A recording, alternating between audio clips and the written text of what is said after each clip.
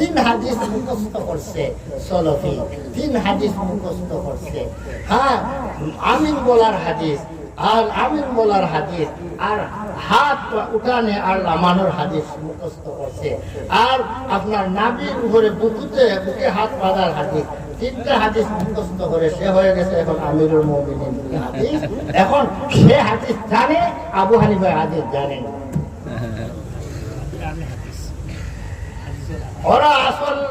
ওরা আসলে এই উম্মতের দাজ্জাল, যারা আহলে হাদিস এবং সালাফি লা মাযহাবী গায়র মুকাল্লিদ, যারা এই উম্মতের দাজ্জাল হইল। এরা এই দাজ্জালকে চিহ্নিত করার প্রয়োজন আছে যুব সমাজকে ধ্বংস করার জন্য। ওরাই হাতিয়ার ব্যবহার করেছে, মোবাইলকে, ইন্টারনেটকে ব্যবহার করেছে।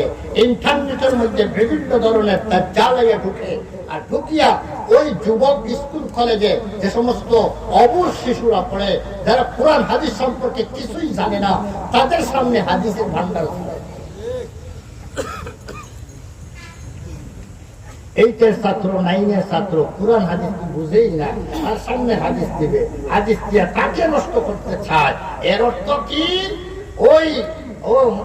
ওই জাগতিক শিক্ষায় শিক্ষিতদেরকে ধ্বংস করা, তাদেরকে ধ্বংস করে ওলামা বিদ্বেষী বানানো।